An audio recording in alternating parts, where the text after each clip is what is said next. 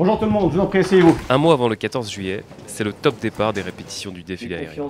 Sur la base aérienne de Villacoublay, dans les Yvelines, les leaders de patrouille viennent repérer pour la première fois l'axe des Champs-Élysées. Vous êtes des acteurs visibles et pour certains moins visibles de cette opération, tous totalement investis et que vous allez... On a beau utiliser des systèmes de navigation extrêmement perfectionnés, il est essentiel aussi de savoir exactement, visuellement, vérifier le positionnement de sa patrouille. Et le meilleur moyen, c'est de les emmener dans des hélicoptères pour effectuer en fait un passage et visualiser des quelques points de repère caractéristiques, comme la défense.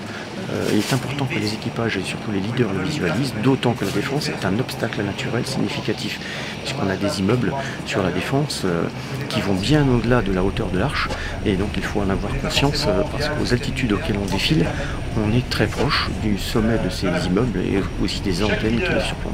Donc on fait cette reconnaissance-là, de façon à ce que les leaders de patrouille ne soient pas surpris, mais au contraire utilisent cette connaissance visuelle des repères pour parfaire la démonstration qui va être faite ensuite sur les Champs-Élysées. On a volé sur Fenech déjà, relativement simple.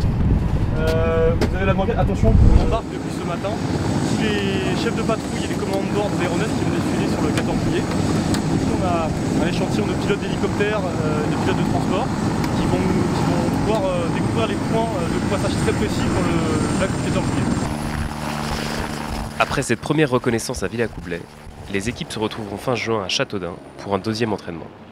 L'objectif sera alors que les aéronefs volent en patrouille et parfaitement alignés.